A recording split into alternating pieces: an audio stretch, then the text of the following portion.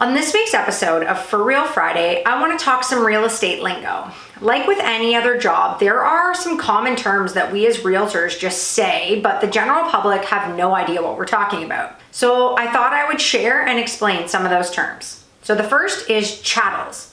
These are items that are included in the home that stay with the sale. So things like appliances, window coverings, light fixtures, bathroom mirrors, garage door openers, etc. So next is deposit. A deposit is different than your down payment. We often say deposit and people assume that it is your full down payment, and that is not the case. A deposit is a sum of money that is due within 24 hours of acceptance of an offer, and that essentially ties you to the real estate deal. If you have conditions and they don't work out, you get that deposit back in full without deduction.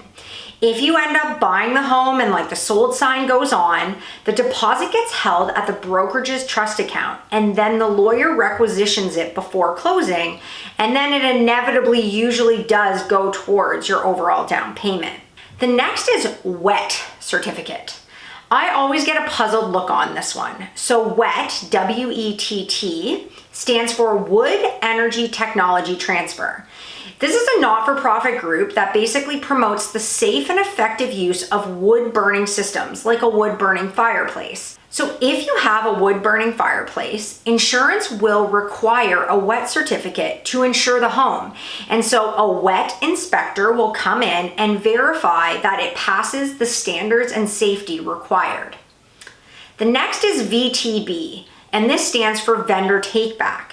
This is basically when a seller agrees to hold a mortgage for the buyer. So the buyer will put a pretty large down payment down, and then the remaining amount essentially gets held by the seller. And then the buyers don't have to worry about the traditional financing. It usually does come with a higher interest rate, but sometimes the pros can outweigh the cons. So the next is irrevocable. This pertains to basically the expiry date of an offer. When you as a buyer or a seller sign an offer or sign it back, it has an irrevocable period. And I kind of explain it as an expiry. So if the irrevocable line says 6 p.m. on October the 6th, whoever is signing that offer is bound to that offer until that time. If the other party responds at 6:05 p.m. and the person has changed their mind, it has essentially expired, and that person is no longer bound to the offer.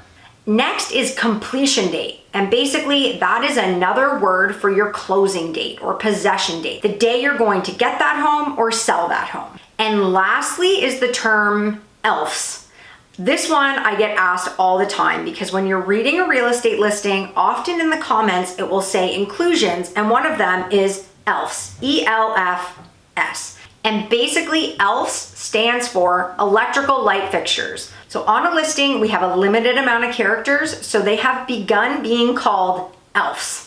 So those are just some of the common terms that I find myself having to explain more frequently than others.